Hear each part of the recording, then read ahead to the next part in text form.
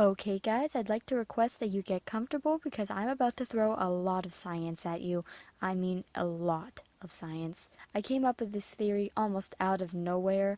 It just sort of happened. So in this theory, I will be covering how exactly carding worked in Yu-Gi-Oh! Arc 5, how the Arc 5 may have gone about doing things, where I think the data storm came from, and a possibility that the VRains might be an honorary fifth dimension. So again, get comfortable and see you after the intro.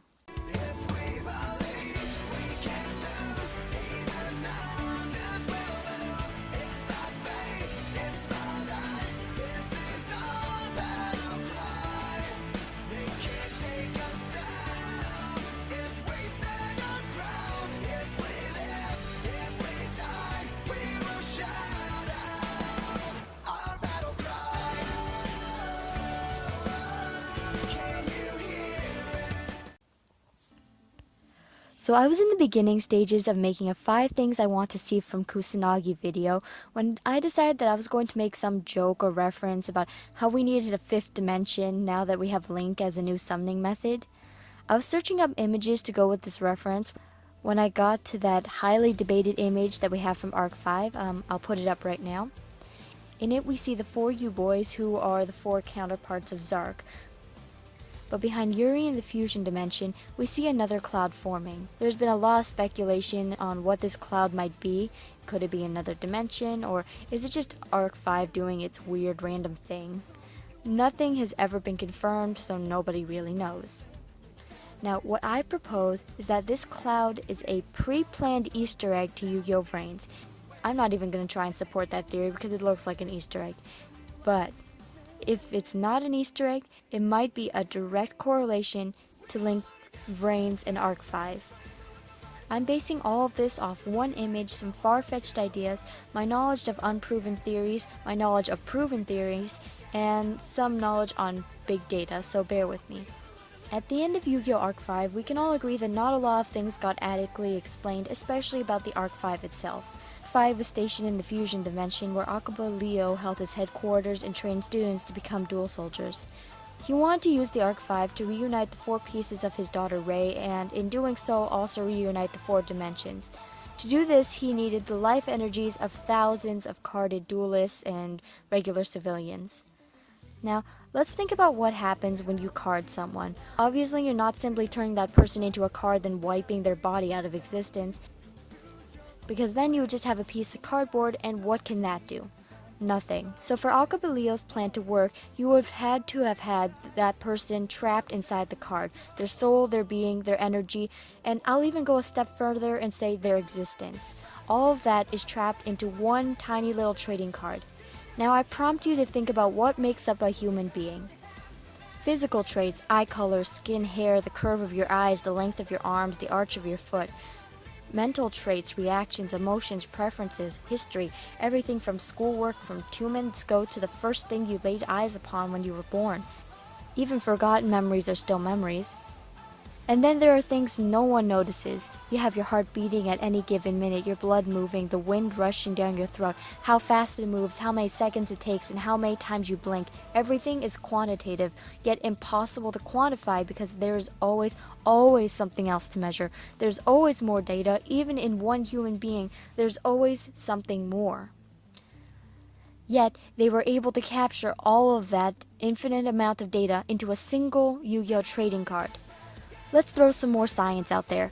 Basic physics, basic chemistry. Mass cannot be created nor destroyed, but it can be manipulated and changed in form. But no matter how hard you try, you cannot destroy mass. You can change it, but you cannot destroy it. Now usually, I don't like to apply science to anime. Both Arc 5 and VRains technically fall into a science fiction genre, plus it supports my theory, so I think I'm safe. Now, you're probably catching wind of what I'm trying to get at, explaining the basic principles of matter. And if not, let me explain. Mass can't be destroyed, and one single card cannot contain the matter of an entire human being. It's physically impossible. I mean, even considering how the wind resistance affected the cards whenever someone was carded, they would simply float down to the ground. If a person was transformed into a card, like their entire being transformed into the card, then it would be a very densely packed mass sort of thing, and the cards would be just as heavy as the humans they were. You would have a 120-pound trading card or something like that. That being said, the cards weren't like that. They floated just like any regular paper card. Science doesn't support people getting turned directly into cards. Now, I'm not saying that the technology is impossible because, I mean, it's a freaking anime about freaking trading cards. No, what I'm trying to say is you can't take a 120-pound human and turn them into a piece of cardboard that weighs less than a stick of gum. Matter cannot be destroyed simple enough. The mass of a human being is nowhere near equivalent to the mass of a Yu-Gi-Oh trading card. Just trust me on this one, okay? Now, here's where the fun stuff starts. A human being turning into a card is physically impossible unless, and here's what I propose, that all the matter that made up a carded human being was transformed into the infinite individual pieces of data that made up that specific person. Yes, I'm suggesting that when a person in Arc 5 got carded, their mass, their tissue, their memories, everything that made them who they were, got liquefied into almost an endless string of ones and zeros. Those individual pieces of data could be linked back together to form that one specific person. As for the physical card itself, I propose that it was a vessel to carry all the data a person became once they were carded, kind of like an external storage.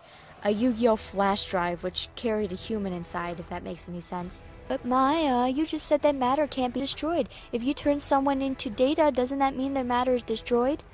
Well, in this context, I'm implying that the physical matter, including the tissue, including the sinew and the blood and the stuff that makes you weighted, that stuff also got turned into data, individual strings of it. And it's a transformation. I'll say it's an anime thing. I'm not saying it's possible to do in real life, but let's just say for the anime's sake that you could turn mass into data, because I know that they're not turning mass into mass, but you can turn it into data. And Yu-Gi-Oh! VRains already proves that you can turn data into mass just by getting a card from the VRains Yusaku's skill, Storm Access. He can get a card out of the data storm, and then he can eventually get that card in real life too. Now, moving on to the Arc 5 itself.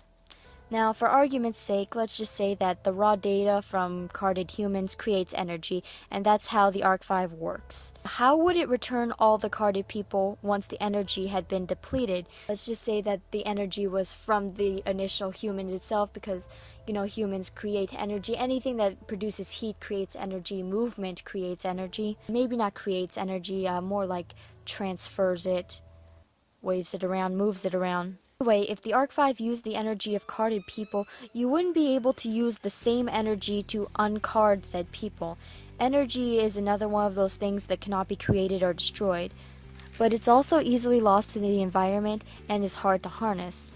After putting most of the carded people through the Arc 5, it would have been nearly impossible to restore the carded people if their carded self was just the pure energy that you would have thought just by watching Arc 5.